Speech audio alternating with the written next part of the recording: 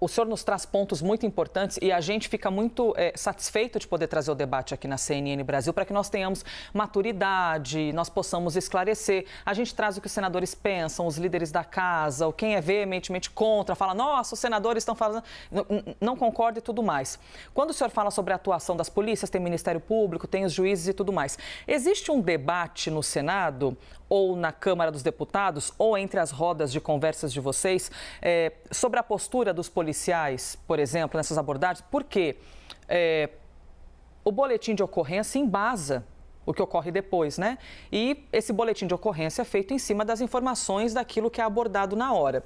A gente até expôs um estudo do INSPER, que levantou informações de 2010 até 2020, sobre eles analisaram 31 mil boletins de ocorrência, e viram que a quantidade é imensa a mais quando você tem o mesmo gênero, a mesma escolaridade, tudo igual. Mas quando você é preto, é muito maior a quantidade de vezes que você vai ser considerado traficante.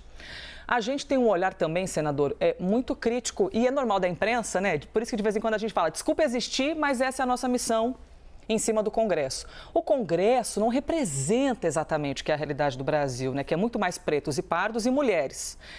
Se um Congresso fosse cheio daquilo que é real, de pretos e pardos, o senhor não observa até que a decisão de vocês poderia até ser diferente? Porque nós poderíamos ouvir as pessoas que sabem o que é a realidade nas ruas, né? Ou a quantidade de racismo nesse tipo de abordagem. Elisa, Desculpa, senadora, eu só queria juntar com o que a Elisa falou, rapidinho. Por favor, claro. Porque o senhor disse que ter um critério numérico, um critério objetivo, não é o melhor caminho para, né, tentar combater esse racismo que a Elisa traz para a gente. Então, ainda sobre a pergunta da Elisa, qual seria o critério, na opinião do senhor? Então, criminalizar qualquer quantidade? Existiria outro critério para que lá na ponta, na polícia, né, nesse boletim de ocorrência que a Elisa explica, não tivéssemos também essa diferenciação por cor ou por classe social?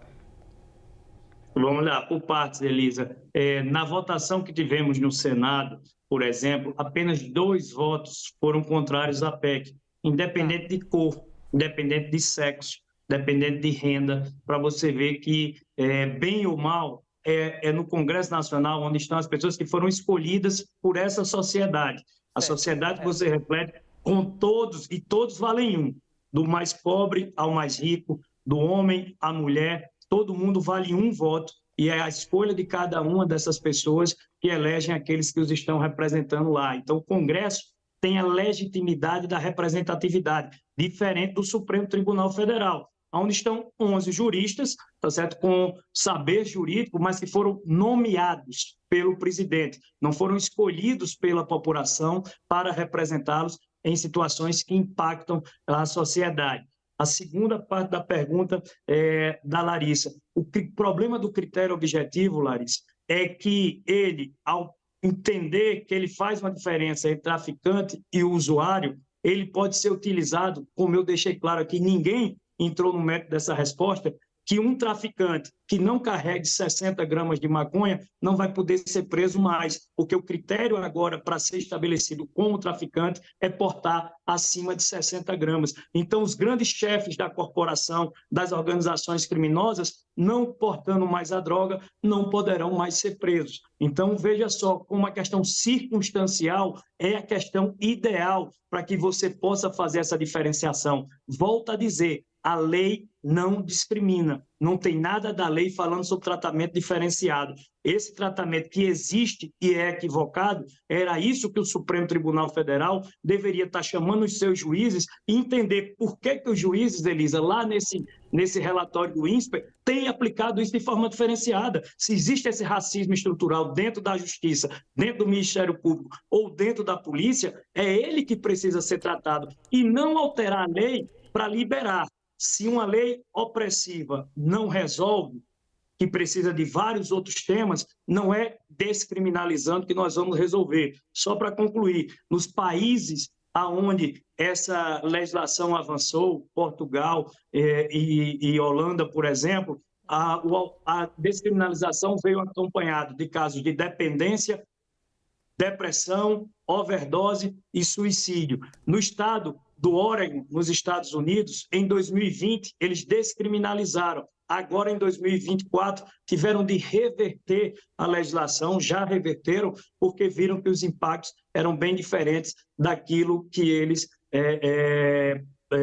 acreditavam que iria acontecer. Então, eu respeito, Elisa, a divergência. Como relator, inclusive, fizemos com muita serenidade esse debate, até porque se 70% da sociedade é contra a descriminalização, quer dizer que 30% é a favor. Não é um número residual, não é um número desprezível, é um número que permite esse debate e esse contraponto. Muita gente fala sobre a ciência, Larissa, e é assim, como se a ciência estivesse ao lado da descriminalização. Mas, por exemplo, o Conselho Federal de Medicina é contra a descriminalização. O Instituto Brasileiro de Psiquiatria é contra a descriminalização. As autoridades de segurança pública que lidam com o problema todo dia são contra a descriminalização. Então, existem pontos e contrapontos e a decisão do Congresso foi de não avançar com a política de descriminalização das drogas.